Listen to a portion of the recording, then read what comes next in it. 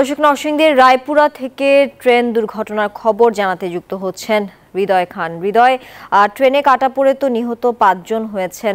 সবশেষ কি তথ্য আছে আপনার কাছে জানাবেন?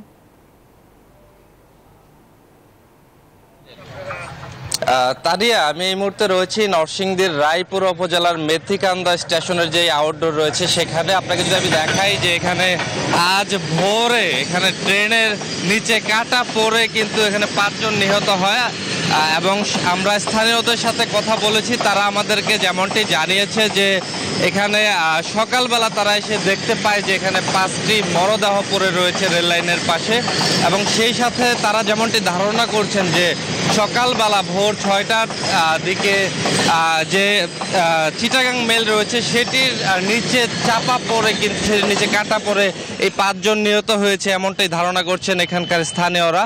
এবং আমরা যদি এখানে দেখতে পাচ্ছি রায়পুরা থানা পুলিশ সহ এখানে কিন্তু পুলিশের কর্মকর্তারা কিন্তু এখানে উপস্থিত আছেন, এবং সেই সাথে স্থানীয় এলাকাবাসী যারা রয়েছেন তারা এই এলাকাটি কিন্তু ঘিরে রেখেছে। এবং আমরা যদি দু একজন স্থানীয়র সাথে কথা বলি, আপনারা আসলে আপনারা যদি একটু বলতেন সকালে কি দেখতে পেয়েছেন? আমি মাত্র আসছি। তো যেমনটি শুনছিলেন, এবং সেই সাথে এখানে কিন্তু পুলিশের যারা কর্মকর্তা এবং সদস্য রয়েছে তারা কিন্তু এখানে উপস্থিত রয়েছেন এবং তারা তাদের পরিচয় নেওয়ার চেষ্টা করছেন। এখনো পর্যন্ত নিহত ৫ জনের কিন্তু পরিচয় পাওয়া যায়নি। আমরা যদি একজন এখানে পুলিশের সাথে যদি আমরা একটু